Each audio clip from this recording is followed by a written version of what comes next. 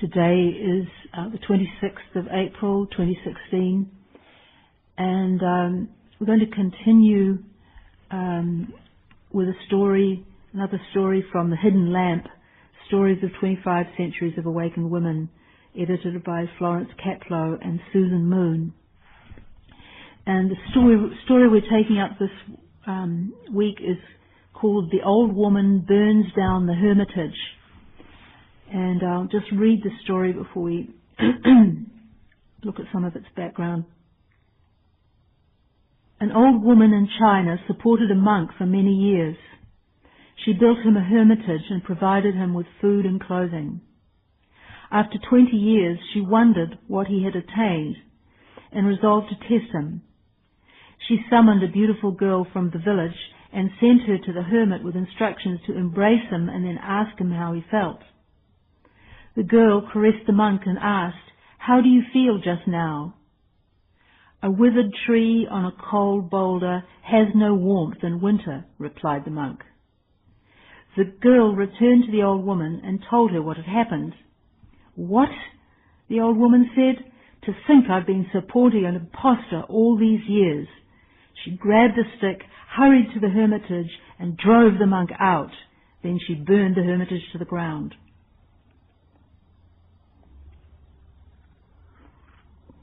So that's our story. It comes from China, but we don't know when. It doesn't have any dates attached to it.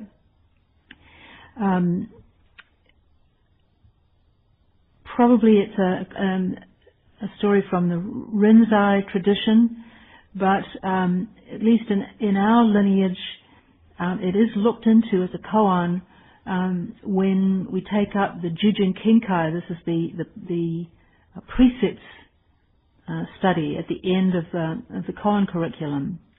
And when we look into the third precept, I resolve not to engage in harmful sexual relations, but to be loving and responsible, then this story is used as a way to illustrate this precept of avoiding sexual misconduct. And just since our Jukai is not too far off, this seemed an appropriate one to take up. We don't have that many Teishos between now and when we do Jukai in June. So it explores one aspect of one precept. But just those of you who are not familiar with the precepts, in our tradition, one can receive the 16 precepts, which are the three treasures, the Buddha, taking refuge in Buddha, Dharma and Sangha, and then the three general resolutions, which are to avoid or abstain from evil, to do good, and to liberate all sentient beings. And then we take the 10 precepts, which go into these three general resolutions, you could say, in a bit more detail. And the third of them is to do with sexuality. And talks about, our translation, the way we phrase it, is to not engage in harmful sexual relations. The original Chinese uses a word that is, as near as we can get a translation for, is to avoid lewdness. It's quite a strong but rather old-fashioned word in English. But what it really boils down to is, if you're a monk or you're a nun, is to practice celibacy and chastity. And for lay people, it's a range of different things to do with not committing harm. So no adultery, no sex out of wedlock, and I've heard this is something that's implied still in Chinese traditions. No adultery, no sexual relations that are in any way exploitative. So having sex with minors or with animals, or any version of any type of coercion, such as rape, obviously, or sexual slavery, which is still practiced in many parts of the world. So this story is looking at what keeping this precept might mean for a monk, but going to a more subtle kind of level, and we'll look into this. Usually we give some background on the protagonists, but all of them in this story are anonymous. We don't know anything about them except what we have in this story. And this is the case for many of stories which involve women. We don't know their names. We know very little about them, or nothing. And as I said, this story, it's not clear how long it's been around, where it came from. And of course, with all these stories, we don't know whether they were made up to make a point, or possibly this one could have been told by the monk who appears in it, who's also anonymous. Perhaps he left this really having learnt something about himself and went on to tell the story. Perhaps he returned to a monastery to do more training, and then told the story. We can glean a little bit about these characters just from the story they appear in. First of all, we have the old woman. Clearly somebody with some insight, some wisdom. She's also fulfilling a pretty traditional role here of the lay devotee, of providing the requisites to a monk, a religious professional. And not only doing this a little bit, but doing it devotedly for 20 years. Providing this monk with all he needed to be able to spend his time in seclusion, practicing. We don't know what it was that prompted her to decide that she needed to test him. Perhaps she started to have some suspicions about him. 20 years is a long time. Perhaps she was looking for something that she didn't see, or he said something that made her wonder. We don't know what the story is, but something prompted her to set up a test for this monk. Then we have the young girl, referred to in this version of the story we have in Hidden Lamp as a beautiful girl from the village.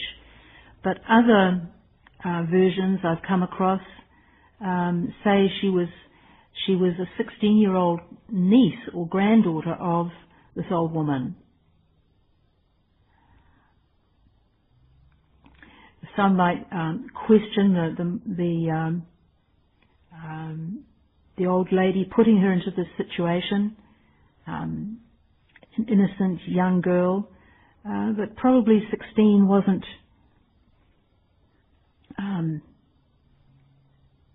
that innocent age when young girls could become married very, very young.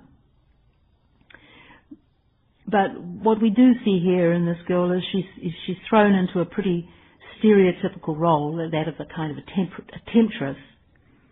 But the koan itself, the story, points to this view of her as being a limited one. It's sort of her seen from the perspective of the monk. So her aunt or a grandmother sends her up to this hermitage to see what this monk was made of. And again, in the version of the story that I first heard, the girl puts her head in his lap and says, "How do you feel? How do you feel right now?" And then we get this statement: "A withered tree on a cold boulder has no warmth in winter." And when the old lady hears this, she's scandalized. Why? Why would this statement not be okay? Surely the monk is supposed to be celibate. He's supposed to have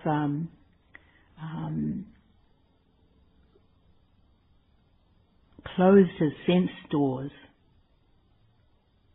controlled them.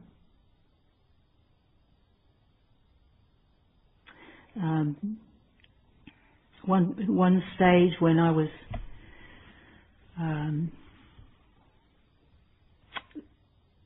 still in Rochester, I gave a study group on women in Buddhism, and at a certain point we looked at this story, and there was somebody in the group,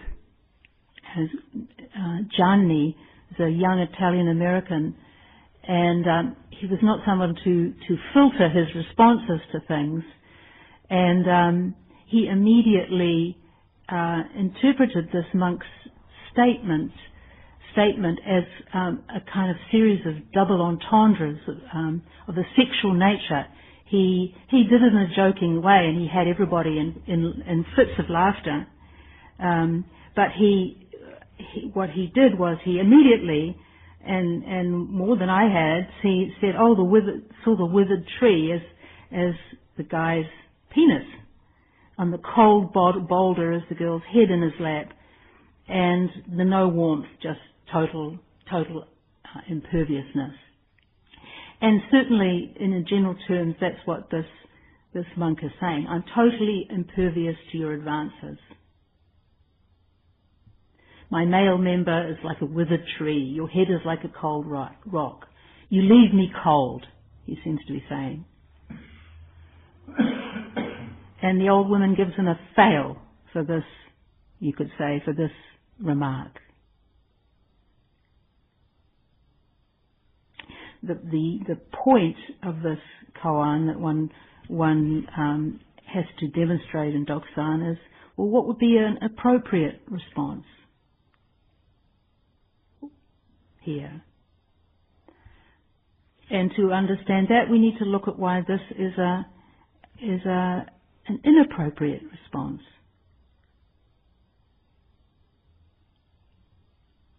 For one, his answer implies that he's seeing the girl as a temptress, a sexual temptress. He doesn't use her sexually, but he does use her in a sense to make a statement about his asceticism. You could say he uses her as a no-sex object.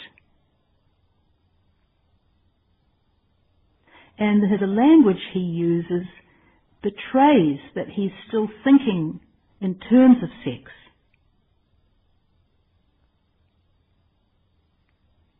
He doesn't respond to her as a whole human being, but as a temptation,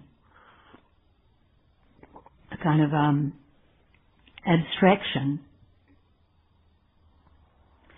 And it's because of this that the old woman drives him out of his hut. Perhaps she started to see that his hut had become a kind of refuge for him, a nest even. And then she goes one step further and burns the hut down. She brings she brings fire into the picture. The monk had said that this young girl left him cold, and the woman lights a fire. She brings some heat there to this winter that the monk had identified. Not only had he identified it, but he was attached to it. I'm left cold, he seemed to be saying.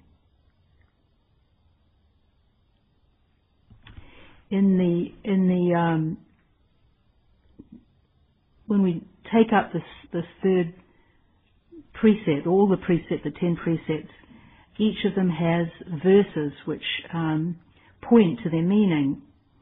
And one of the verses for this third precept on sexual relations goes like this: self-nature is inconceivably wondrous. In the Dharma, where there is nothing to grasp, not giving rise to attachment is called the precept of not engaging in harmful sexual relations. The essential point with our upholding the precepts is not to be good or to avoid evil so much as it is to train ourselves in non-attachment. So this monk didn't show his attachment directly as attachment to sex, but as a kind of attachment to no sex.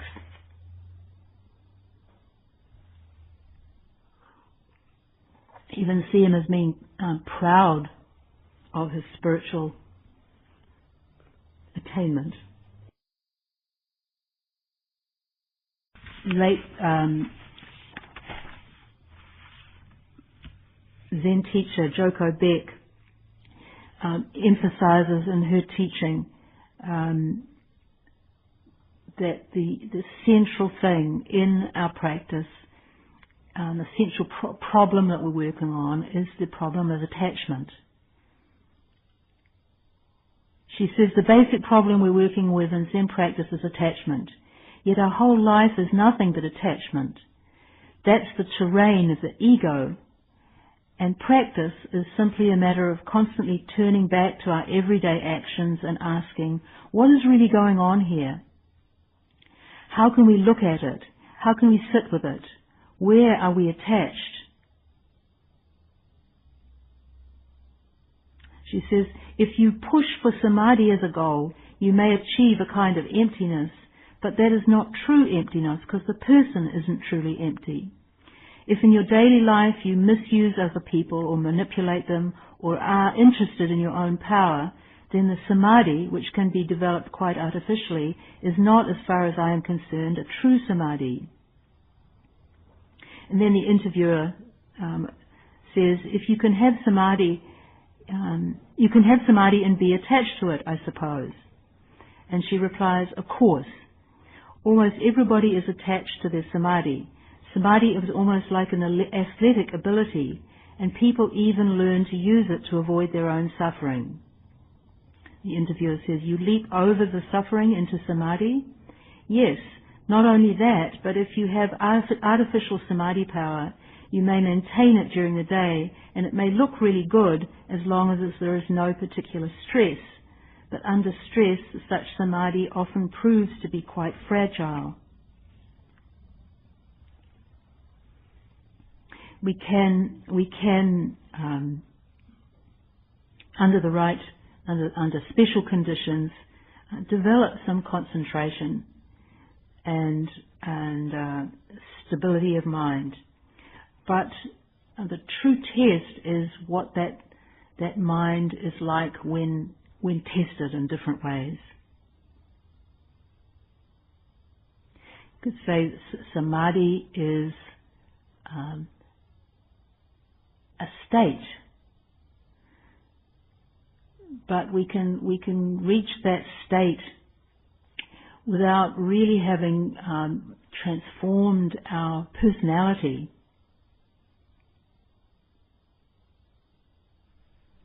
This monk in the story, he's probably proud of his years of solitary practice, but at the same time,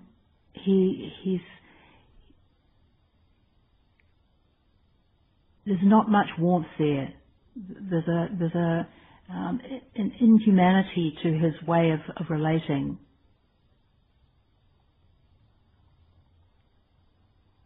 It's really, in a sense, it's the shadow side of being a hermit.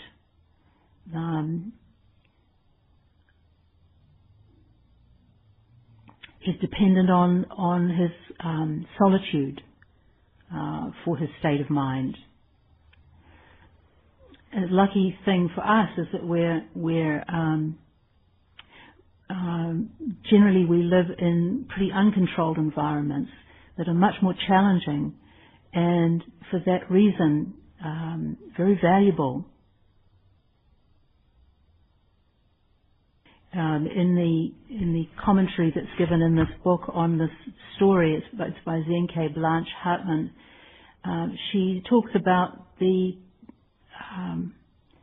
purpose of celibacy, and she quotes a Benedictine monk, Brother David Stendhal Roust, who was asked about celibacy at a talk he gave at Tassajara, and he said, "If I want to love everyone the same, I have to be either celibate or very promiscuous."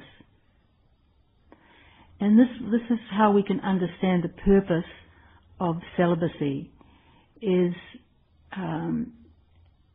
celibacy means not marrying, being a monk, alone, which is the etymology of this word monk, monos, one. That the purpose of the celibacy is so that we have no special ties and can respond to everybody equally, to be available to all. It's not, the purpose of it isn't to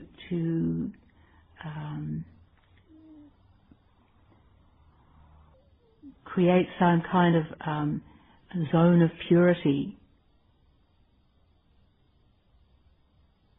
It's to enable us to put our energies into the practice more fully.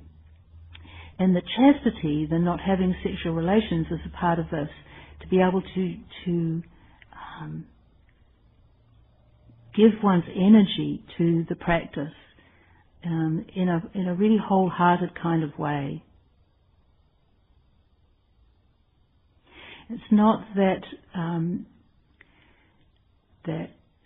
sex is somehow inherently impure, but rather that it's a place where a lot of attachment can arise.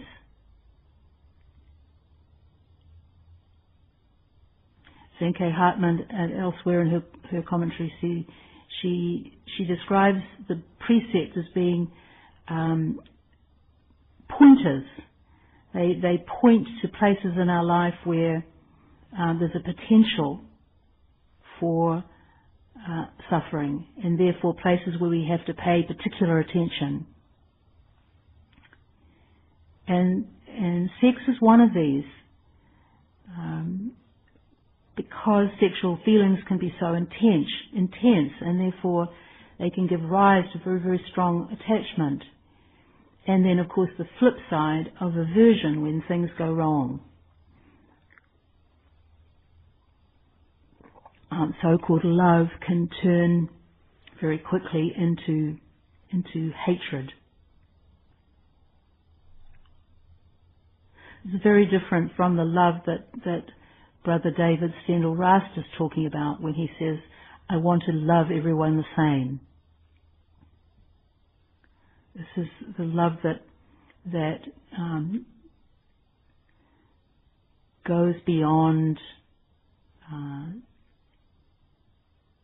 liking and disliking.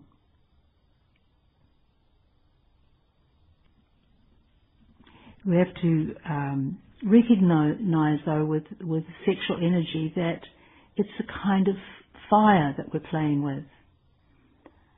And like fire, when it's in the right place, it warms, it cooks, it nourishes us. When we can create a kind of hearth for it, which is what a committed relationship is.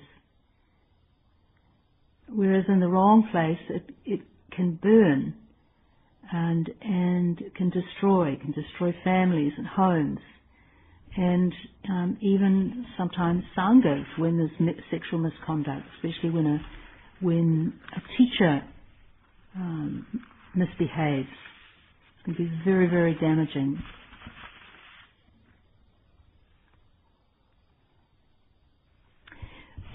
Back in 1984, when Aitken Roshi was commenting on this story in his book on the precepts, The Mind of Clover, he said that he had done a thorough search and found hardly any reference to sex in the whole of Zen literature. And at that time, it was true. There were a few little minor references here and there, but generally speaking, the Zen literature is written by and for male monastics and largely ignored. But as the stories that we're reading from now have come out, where with women protagonists, then many more of the stories proportionally are to do with sex. It rears its head in a lot of these stories. And one of the reasons is because of women's position in patriarchal society, that women, sex is projected onto women as if women were somehow the source of it, rather than the object. So they're seen, women are seen as sex objects. And therefore, because of this, as women, our lives are shaped by these projections, and so they become an issue for us, something that has to be addressed and faced and worked with and worked against often.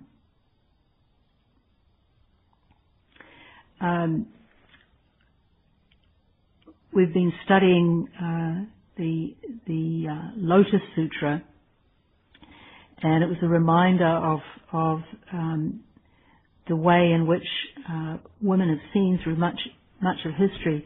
There's a point where talking about bodhisattvas and how they were and their practicing of generosity, and one of the ways in which they were being very generous is they were giving away their servants and wives.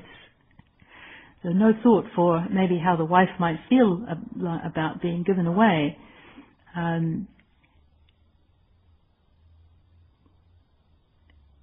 in another part of the sutra, a world was talked about that contained no women.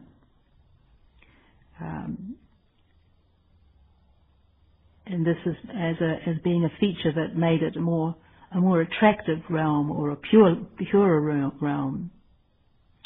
And really creating places with no women was really the way that for a long time women have been dealt with within the tradition. Just kind of exclude them, and that then the problem goes away more or less. Even now,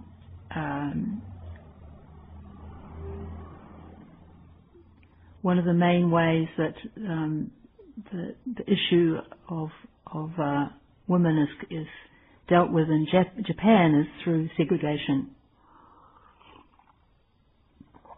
Even though women are sometimes, they'll be accepted to sesshin, they'll be kept in one part of the zendo and or on one side of the hondo for chanting, and this was certainly the case when I went to Japan in 2001.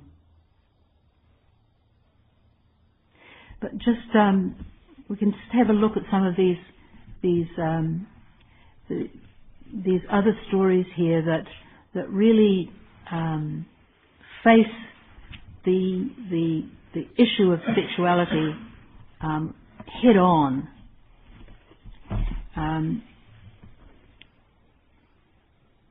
This one is from the 12th century China.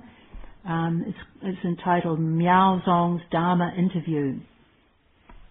And Miaozong was a student of the great Master Da Hui, whose teachings we've read in Taisho and Sesshin.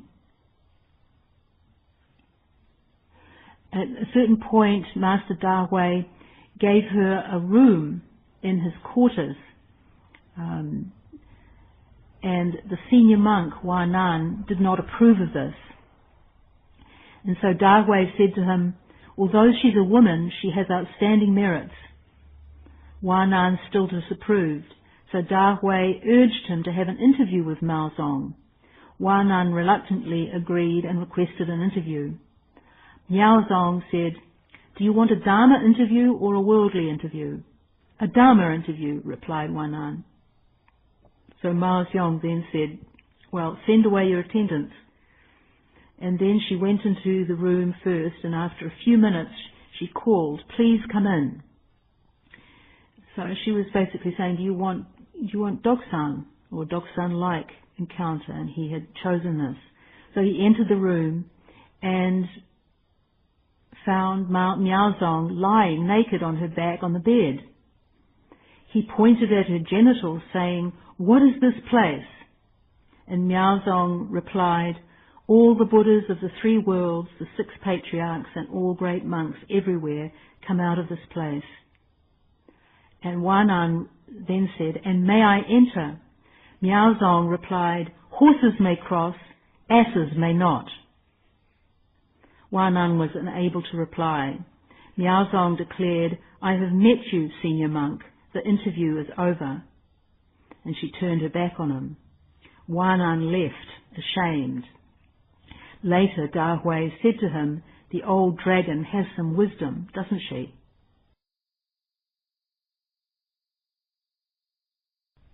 Lots of questions come up reading this, but one of them is just, I think, admiration at Miaozong's courage to strip herself bare and then just directly face Hua Nan, to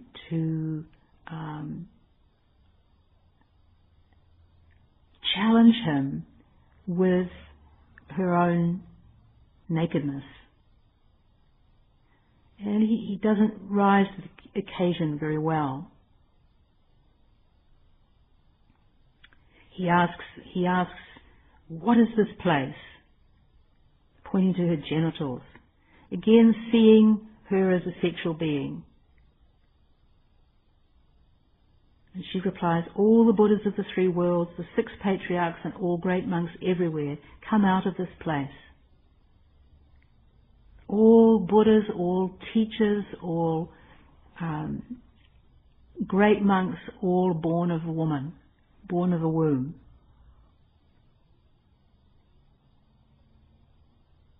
It's hard to know what when he says, and may I enter, is he really then propositioning her? Or is he perhaps questioning whether she is being seductive?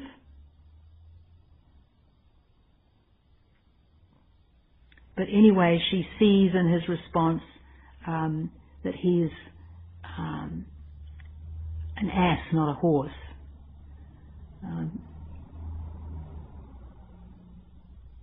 not really seeing beyond prejudice, sexual prejudice, gender prejudice.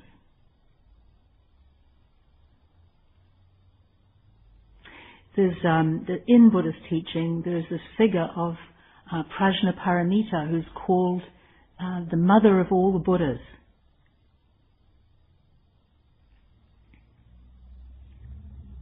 And this is how we can understand her statement.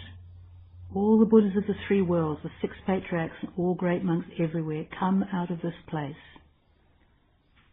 This place of emptiness, the Tathagata Garbha.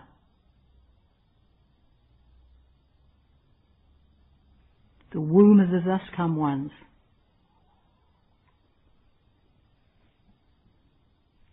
To his credit, this Wanan, the senior monk, goes back and reports this to Da Hui. And Da Hui praises her.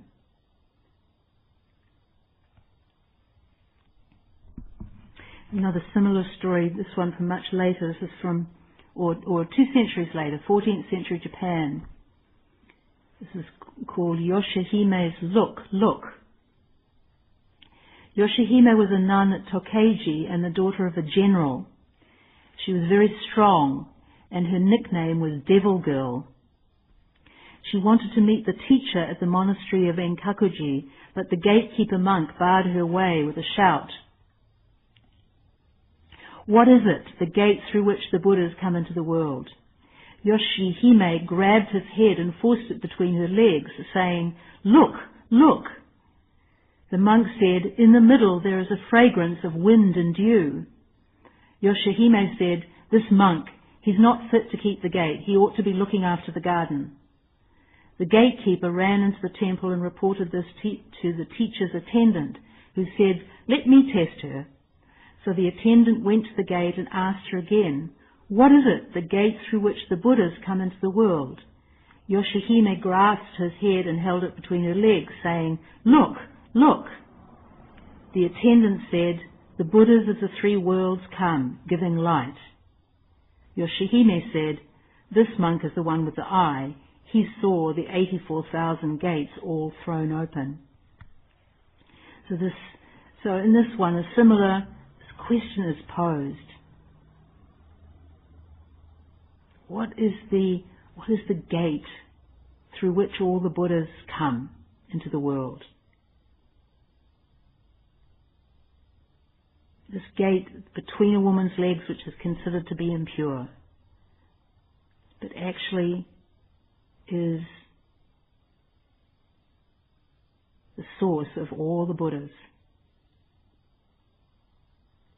The first monk gives this kind of ethereal reply about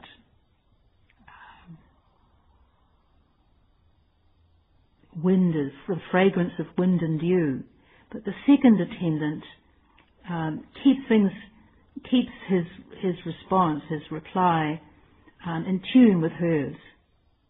The Buddhas of the three worlds come, giving light. This is what he sees coming forth from her womb. And seeing this gate, he saw all the gates thrown open. That's one more story here. No, one more character. This one is Eishin, also 14th century Japan. And Eishin was a nun at a monastery called Saijoji. And the abbot of Saijoji wanted to send a message to the abbot of the great temple of Engakuji, which is the one that was in the story we just heard, which was known for its rough treatment of outsiders. They'd be challenged as we just heard. None of the monks from Saijoji dared to go. Only Eishin was willing to volunteer.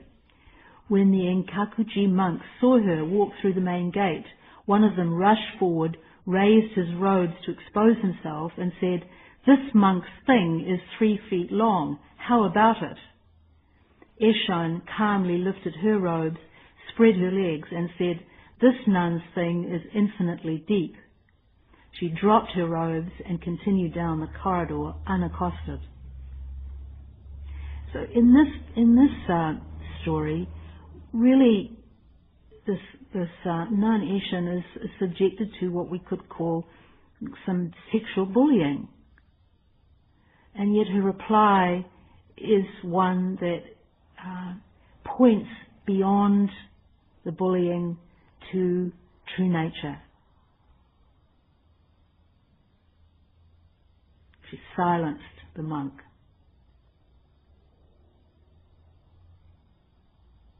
There's another story told about Eshon elsewhere, that she was the only woman where she was training with about 20 others, monks, and quite a few, the story goes, of these monks had crushes on her, and one wrote her a letter, a kind of love letter, and asked her to meet him secretly. And she, instead of doing what the letter said, she brought it up in the presence of all the other monks and invited him to come forward and kiss her if he wanted to. We don't hear what he actually did, but we can see what she was hoping for or challenging the monk to do. To be honest about his feelings for her, and at the same time to remind him or help him remember what his purpose was in being where he was, in a monastery, practicing the Dharma. And when we're faced with maybe sexual fantasies in our practice or sexual feelings for somebody, we can ask ourselves, what is our purpose? Why do we practice? What is the most important thing to us? In a Tibetan text talking about the precepts, it says that the point of the precepts is in order to help us to become familiar with the mind that lets go, or to develop this mind that lets go.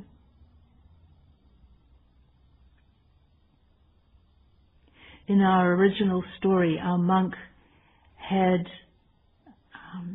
become attached, you could say, to his idea of letting go.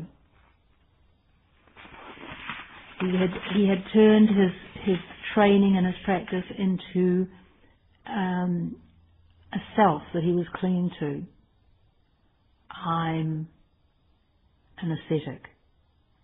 I'm unmoved. One last story, and this is one between a monk and Master Joshu.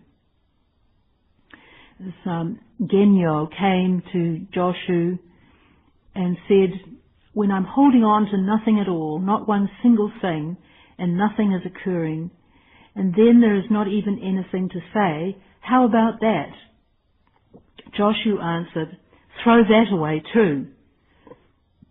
Genyo pursued his question. I just told you that I'm holding on to nothing at all. What is there to throw away? Joshu replied, then carry it around, lug it along with you.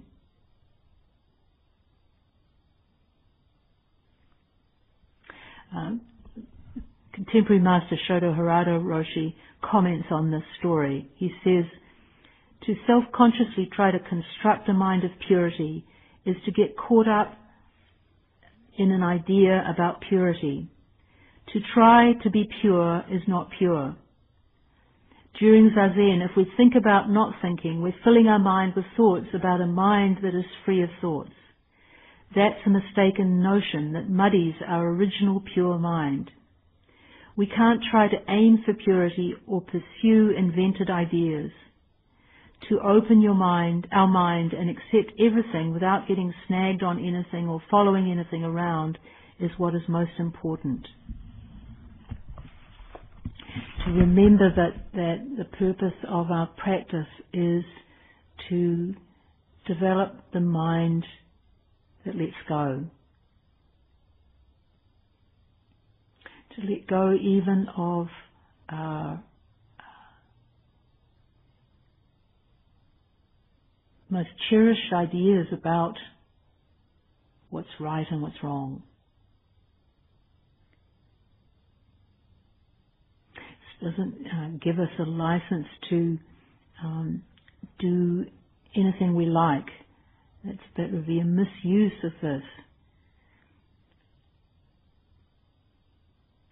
But to help us to see the way in which our ideas about things